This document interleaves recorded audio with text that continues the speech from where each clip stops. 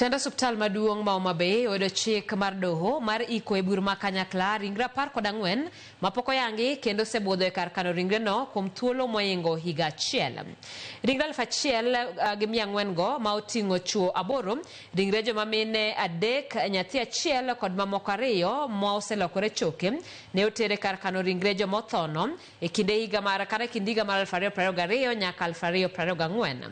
Kaluwore gi jatatije maduong' mar osuptal no Laktar Oduor, ringrego ne oter gi obila kowuok e kar chung od bura ma Ndhiwa, Suba North kod Sindo e kar chung od bura ma Suba South. Laktar Oduor wacho ni ringrego sani kelo negi pek e kano ringre mamoko, kaluwore ni kar kano ringre no ting'o ringre 30 kende, to sani gin kod tich matek nikech githung kod ringre mathoth. Okoni giseyudo chik mar doho kendo thuolo mar ndalo 14 gibiro iko ringrego e bur kanyakla ka wegi ok oyudore. Gin ringre nyaka Ramogi 14.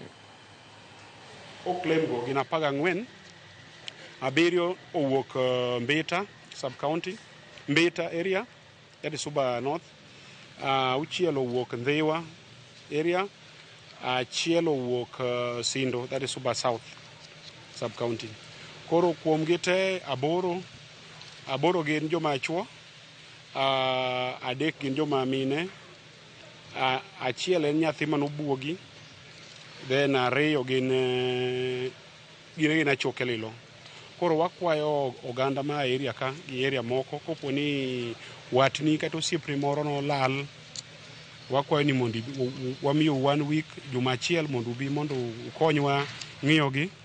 Kopo ni gin watni to kopo ni chich no nyalo bedo watni to wanyalo konyi mondo wang'e kopo ni en watni adieri mondo ikaw ringre no.